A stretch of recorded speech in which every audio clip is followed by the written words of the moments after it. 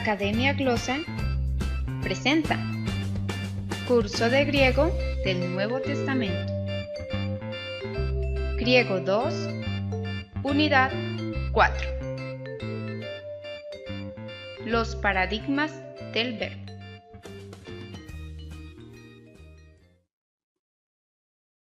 Estamos llegando al final de nuestro curso de griego y nuestro objetivo es ir al texto para poder leer directamente y hacer la traducción o la interpretación o la exégesis o el ejercicio del cual tengamos en mente. Para poder aplicar lo aprendido en este curso, sencillamente queremos decir que al ir al texto del Nuevo Testamento en griego, lo único que tenemos que hacer es identificar ante qué palabra nos encontramos, si es un elemento variable o si es un elemento invariable.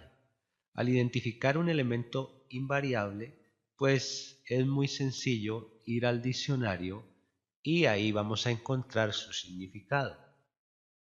Si por el contrario se trata de un elemento variable, pues tenemos que identificar si es un verbo o si es un sustantivo o si es un adjetivo o si es un pronombre.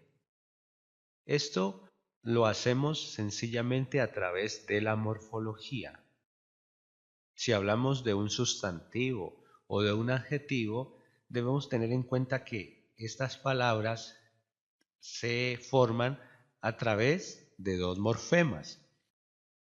Los morfemas lésicos, que son las raíces, y los morfemas flexivos, que son las desinencias, es decir, cómo termina el sustantivo o el adjetivo. Hablando de los verbos, también los vamos a identificar con estos dos morfemas y uno más. Entonces, vamos a hacer énfasis en los paradigmas del verbo, donde vamos a dar unos recursos para que el estudiante, con el transcurso del tiempo, pueda ir identificando la forma del verbo a través de estos tres elementos, a través de estos tres morfemas que hacen parte de la estructura de los paradigmas del verbo. Recordemos que existen tres clases de verbos en el griego: los que terminan en o, como lío, que es desato, grafo, ginosco; los que terminan en y mi, didomí; y los que terminan en como porébome, prosépjome, esplagmisomé. Ahora bien, como decíamos, las palabras tienen dos morfemas diferentes. Sabemos que un morfema es un componente que nos sirve para la formación de las palabras. Entonces, tomamos este verbo, el verbo lío, y decimos que el verbo lío está compuesto, en primer lugar, de un morfema léxico, que es li, o lo que se conoce comúnmente como la raíz. Entonces, esta raíz la vamos a conocer como el morfema léxico. Y tiene otra clase de morfema, que es el morfema flexivo. En este caso es o, y también lo conocemos como la desinencia. Entonces, el verbo lío tiene un morfema léxico, que es la raíz, que es li, y su morfema flexivo, que en este caso es la desinencia y es o. Los morfemas flexivos o las desinencias son los que me crean bien sea la flexión nominal o la conjugación verbal. Entonces tengamos en cuenta que en esta forma, en el presente indicativo, el verbo lío tiene un morfema léxico, que es la raíz, y un morfema flexivo, que es la desinencia. Tenemos el mismo verbo lío, pero ya en el imperfecto del indicativo activo. En este caso tenemos el morfema léxico o la raíz, que es li. Tenemos un prefijo, que es e. Este prefijo lo conocemos como el morfema derivado. Y tenemos el morfema flexivo o la desinencia. Entonces, como podemos observar, el verbo lío, que es desatar, en el imperfecto del indicativo activo está compuesto de 3 morfemas diferentes. Tiene un morfema léxico o raíz, que es li, un morfema derivado o prefijo, que es e, y un morfema flexivo o desinencia, que es on. Esta desinencia le da la flexión verbal. Tenemos el mismo verbo lío, que es desatar, pero lo tenemos conjugado en esta manera, en el futuro indicativo activo. Entonces, en el verbo lío, en el futuro indicativo activo, está compuesto de la raíz, que es li, de un infijo o morfema derivado, que es la sigma, desinencia. Entonces, para que tengamos en cuenta, simplemente cuando vamos al texto del Nuevo Testamento y si nos encontramos con un verbo, lo único que tenemos que saber es identificar la raíz o el morfema léxico. Entonces, la raíz no siempre será lo primero que encontremos de la palabrita, porque si yo voy a buscar por la épsilon, esta forma de este verbo no la voy a encontrar. Debo tener en cuenta que esta épsilon es un prefijo, es un morfema derivado. Tengo que saber que la raíz de este verbo es li. Entonces, tendría que ir al diccionario y buscar por la letra lambda el significado de este verbo, que lo voy a encontrar en el indicativo activo. Entonces, ya esta información, la aparición de este morfema derivado y de este morfema flexivo, me ayudarán a identificar cuál es la conjugación de ese verbo para de esa manera hacer la traducción. Lo mismo en el futuro. Entonces, mire que en el futuro tenemos la raíz del verbo, tenemos la desinencia, el morfema flexivo, pero aparece una sigma. Esa sigma se conoce como un infijo y es el morfema derivado. Entonces, los verbos tienen 3 morfemas diferentes. Tienen una raíz, la raíz aquí, la raíz o morfema léxico. La raíz se conoce como morfema léxico.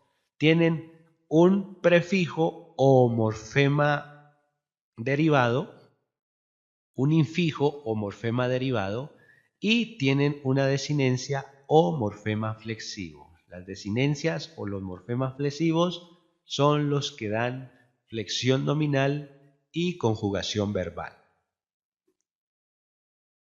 Entonces, de acuerdo a esta información, vamos a mirar los paradigmas del tiempo. Así pues, cuando nosotros encontremos el tema verbal sin nada más, esto nos da a entender de que ese verbo está en presente. Por ejemplo, en lío, el tema verbal es el del presente, es decir, como se encuentra en el diccionario, que es desato. Cuando nosotros encontremos un aumento más el tema verbal, eso me indica que está conjugado en el imperfecto. Entonces tenemos la raíz, tenemos el aumento, que es e, y tenemos la desinencia. Entonces, cuando encontramos este aumento e, vamos a relacionarlo con el tiempo imperfecto. Se traduce desataba. Cuando aparece el infijo sigma, ese infijo me muestra el verbo en el tiempo futuro. Por ejemplo, en el verbo lío. Aquí aparece este morfema derivado o este infijo sigma. Cuando aparece esta sigma aquí, este infijo aquí en medio de la raíz y en medio de la desinencia, eso me da la idea de que este verbo está conjugado en tiempo futuro. Se traduce desataré.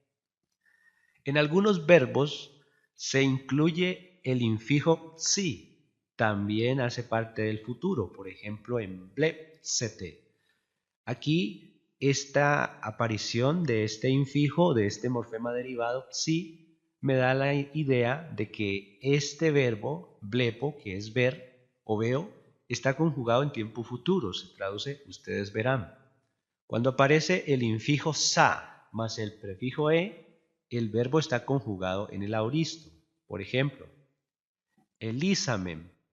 El verbo elísamen tiene el prefijo e o el morfema derivado e, el infijo sa o el morfema derivado sa, y tiene la raíz y tiene la desinencia. Este verbo con este prefijo o con este aumento, con este infijo o con este morfema derivado, me da a entender de que este verbo, que es lío, está conjugado en un tiempo aoristo. Entonces su traducción será desatamos. Cuando tenemos un aumento más la raíz primaria, ese verbo está conjugado en un segundo aoristo, o ese verbo se trata de un segundo aoristo. Los segundos aoristos presentan la raíz original del verbo. Por ejemplo, en este caso tenemos el aumento o el prefijo e y tenemos la raíz que es esta gama y esta ni, no. Esta es la raíz del verbo ginosco. El verbo ginosco es conocer. Entonces la raíz primaria del verbo ginosco es esta gama y esta ni juntas en exnon. Exnon traduce conocí. De esta misma raíz viene la palabra gnosis, que es conocimiento. Entonces la diferencia entre el primero y el segundo aoristo es que el primer aoristo generalmente llevará este infijo o este morfema derivado sa y este aumento e, mientras que el segundo aoristo también llevará este aumento, con la diferencia de que el segundo aoristo me muestra la raíz del verbo. Entonces, la forma del verbo ginosco es ginos, pero la raíz es esta, la gama y la ni. De ahí viene la palabra gnosis, que es conocimiento. El tema verbal alterado es un aoristo. Aquí tenemos el verbo lío en Elisa, es desaté. Entonces aquí hay una alteración en el tema verbal. El tema regular no es ese. Reduplicación. Cuando la raíz se reduplica, ese verbo es un perfecto, está en tiempo perfecto. Por ejemplo, tenemos leleka, que viene del verbo laleo, que es hablar o decir. Entonces aquí tenemos la reduplicación de esta raíz, le. Cuando aparece el infijo K, ese verbo está en tiempo perfecto, en lelekas. Entonces aquí tenemos este morfema derivado o infijo. Cuando aparece este infijo, esos verbos están en tiempo perfecto. Se traduce has dicho. Cuando no hay ninguna vocal temática, se trata del perfecto. Por ejemplo, lelekamen, hemos dicho. Aquí no aparece la vocal temática omen. Aumento más reduplicación es el pluscuamperfecto. Entonces, tenemos aquí el aumento o el morfema derivado e más la reduplicación de la raíz que es leg del verbo laleo. Este verbo se pronuncia elelekin, se traduce decía. El infijo te es un aoristo pasivo en liceti, sé desatado. El infijo tes es un futuro pasivo en litesome, seré desatado. Miremos los paradigmas del modo. El tema verbal es el indicativo, como en blepo, que es veo. La vocal temática es el subjuntivo, como en legomen. Digamos, aquí tenemos la vocal temática, que es esta omega. El infijo i o e o i es optativo en Limi, desatarte. Se traduce desatarte. Las terminaciones imperativas es un imperativo. Lege, dime, esta terminación es imperativa. Las terminaciones in o e es infinitivo en liin, desatar. El infijo men es un participio medio o un participio pasivo. En liómenos se traduce desatándose. Tenemos aquí el infijo o el morfema derivado men. Miremos los paradigmas de la voz. El tema verbal es el activo o el significado activo si es deponente o defectivo. Acordémonos los verbos en o, lío, y los verbos en por évolo. Lío es desatar, por évolo es ir o salir. El tema verbal más la terminación media o pasiva es un medio pasivo. Entonces aquí recordemos las desinencias. Esta desinencia me dice que este es un verbo deponente. Puede ser utilizado de manera activa o de manera pasiva. El infijo te es un auristo pasivo. En eliten, fui desatado. Este morfema derivado me dice que este es un auristo pasivo. El infijo men es un participio medio o pasivo. Liómenos, desatándose. Tenemos este morfema derivado. La terminación este es un infinitivo medio o pasivo. Lieste se traduce desatarse. Así pues, vamos a hacer la aplicación de lo que hemos visto en Juan 1. Así nosotros lo encontraremos en el texto griego del Nuevo Testamento. Enarge en hologos, que hologos en prostonteón, que teos en hologos, utos en arge prostonteón, panta diaptu egeneto, que horis aptu egeneto, ude gen ho gegonen, en apto soe en que ge soe en tohos ton antropon. Entonces, aquí lo único que tenemos que hacer es hacer el ejercicio que hemos venido realizando durante todo este tiempo. Identificar los elementos variables y los elementos invariables. Tal cual como lo tenemos en la pantalla, lo vamos a encontrar en el Nuevo Testamento griego. Entonces, ¿qué vamos a hacer nosotros? Vamos a hacer este ejercicio. Ahora, ya tenemos en colores todos los elementos de la morfología. Empezamos ubicando los elementos invariables. Este es un elemento invariable en. En es una preposición. Es una preposición que con el dativo se traduce en. Que es una conjunción que traduce y. Pros es una preposición que traduce con.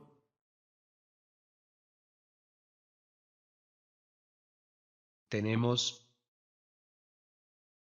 esta dia. Dia es una preposición, se traduce a través de. Y tenemos jude. Jude es una conjunción, una conjunción negativa y traduce ni, no, ni siquiera. Entonces, esos son los elementos invariables. La preposición en, la preposición pros, la conjunción que, la preposición dia, tenemos la preposición dia, aquí la tenemos con este apóstrofe porque la palabra que sigue es una vocal, entonces hay una elipsis, pero la forma es dia. Y jude, que es una conjunción. También tenemos aquí el adverbio horis. El adverbio horis traduce aparte de.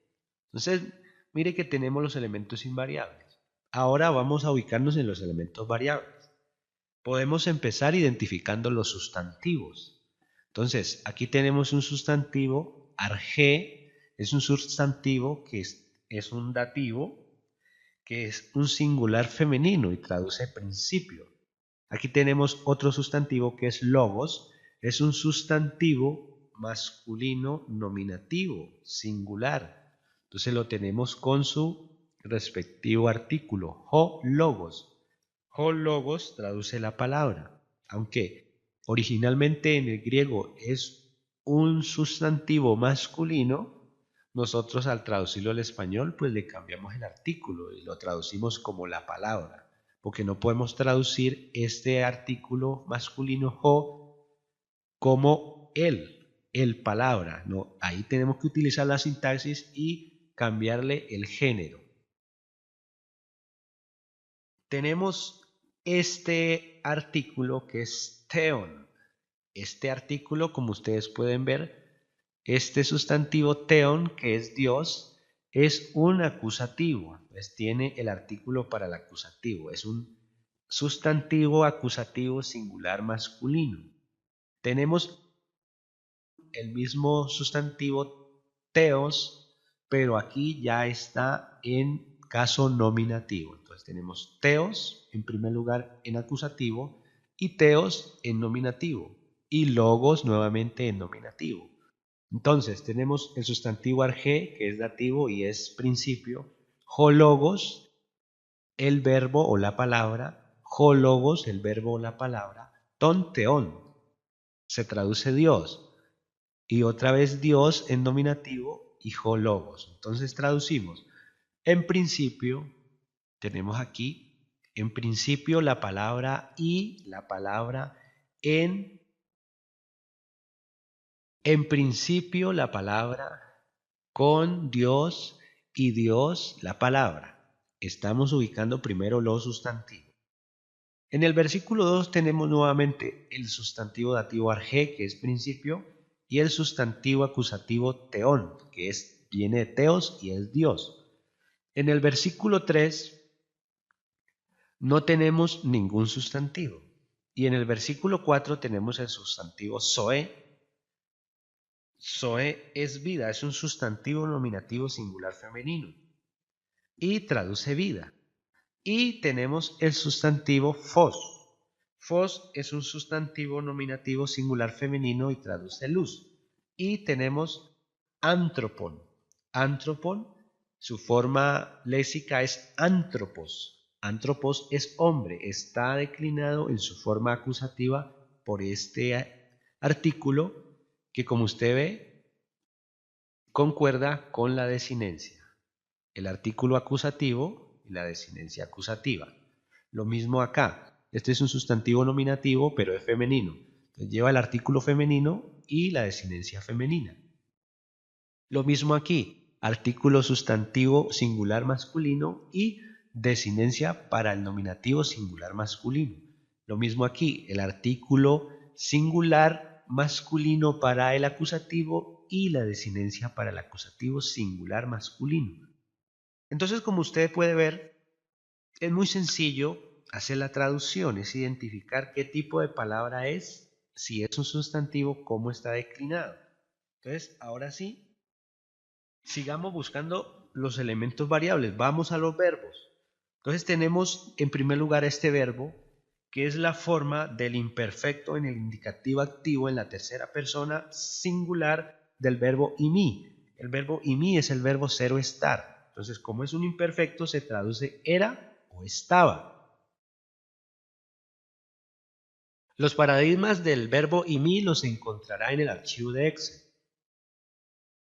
En el versículo 1 solamente tenemos el verbo gen, que es el imperfecto del indicativo activo de imi. Lo tenemos 1, 2 y 3 veces. En esas 3 ocasiones se puede traducir era o estaba. En el segundo versículo volvemos a encontrar en, que es el indicativo activo en el imperfecto de la tercera persona singular del verbo imi. Entonces se traduce aquí en el versículo 2 en era o estaba. En el versículo 3 tenemos el verbo egéneto.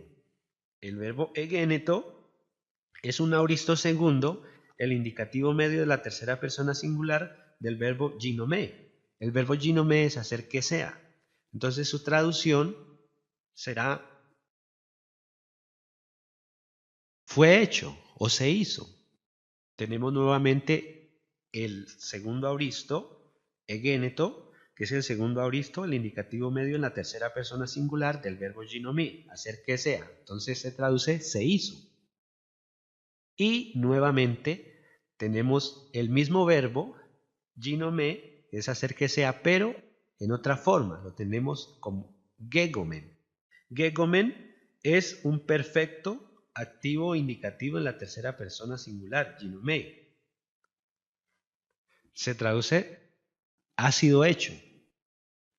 Tenemos nuevamente en, que es el indicativo activo en la tercera persona singular del verbo imi, que es ser o estar. Entonces se traduce era o estaba. Nuevamente era o estaba. Mire que los verbos que tenemos básicamente son dos. El verbo en, que es la conjugación del verbo imi, ser o estar, y el verbo egéneto, que es el verbo ginomé, que es hacer que sea. Ahora busquemos los pronombres. Tenemos este pronombre hutos. Este es un pronombre demostrativo cercano. Como es un demostrativo cercano, se traduce este. Es un singular masculino. Entonces, este es un pronombre demostrativo cercano, se traduce este. Tenemos el pronombre aptu. Este es un pronombre personal genitivo singular masculino. Como es genitivo, por esta desinencia, entonces su manera de traducirlo es de él. Tenemos jo, el pronombre relativo jo.